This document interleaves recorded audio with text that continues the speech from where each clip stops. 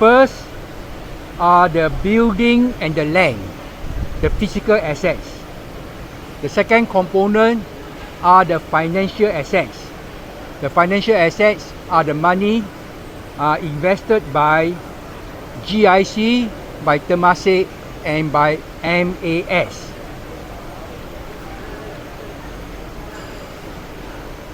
Now, former President Ong Teng Cheong asked for a list of physical assets, that is building and land owned by the government, and asked for these assets to be expressed in money value. How much are these assets? The land and the building. The Accountant General told him it will take 52 man-years to update the value of all these assets. Now, these assets are already shown in book value, original value. And if you want to update them, there are so many pieces of plots of land, so many buildings. It does take a lot of work. That is why the Accountant General says it will take 52 man-years.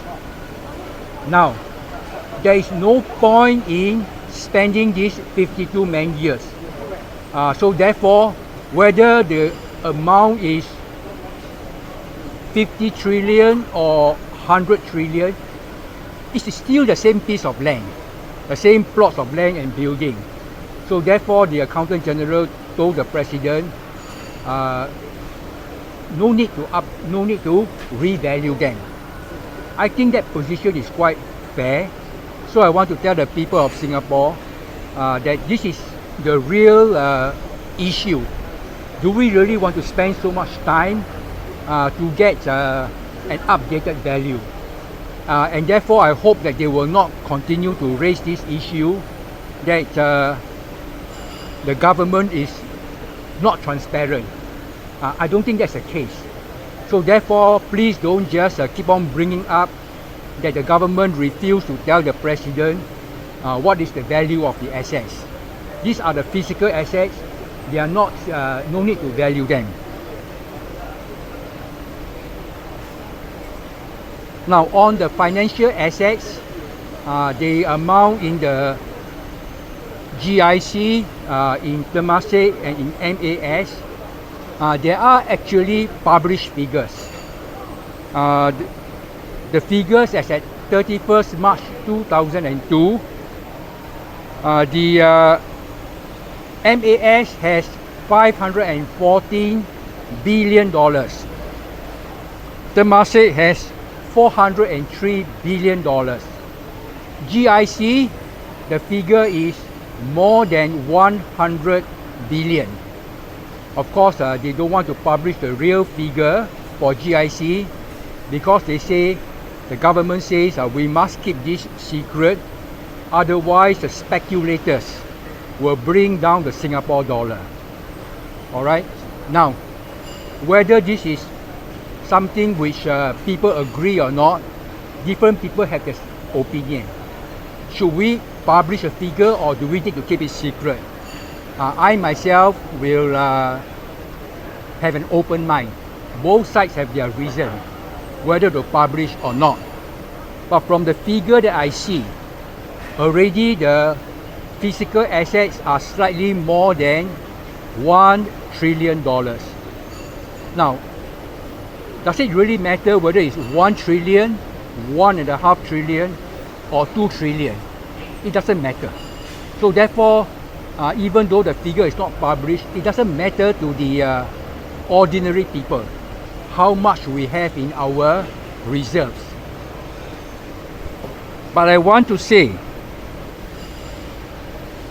a more important question that Singaporeans should be interested in is, how much reserve do we really need?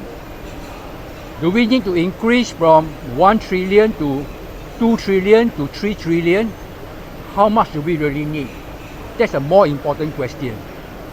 Then, are we already having too much reserves?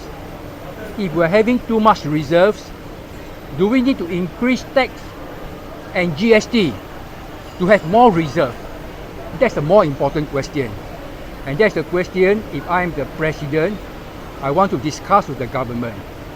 Because the money, the more money you keep for the future, it is by taxing people now.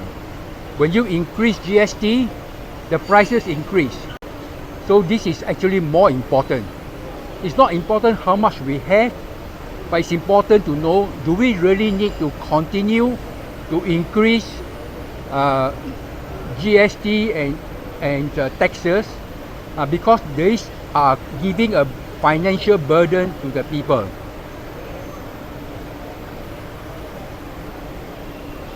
So I want to tell the voters of Singapore, please trust your leaders.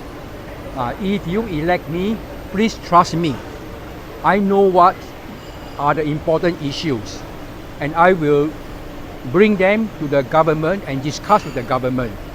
This concerns our national reserve, for which the president is responsible for the past reserves. So trust us. We know what are important, and certainly I will be quite transparent in explaining to the people what are the more important things to focus on. It's not the amount of reserves, but how the reserves are being used, and more importantly, can the reserves be used to bring down the cost of living for the people? Can it be used to bring down the cost of housing? Can it be used to create better jobs for our local? Now, these are all the important questions. Thank you. I'm now open to questions.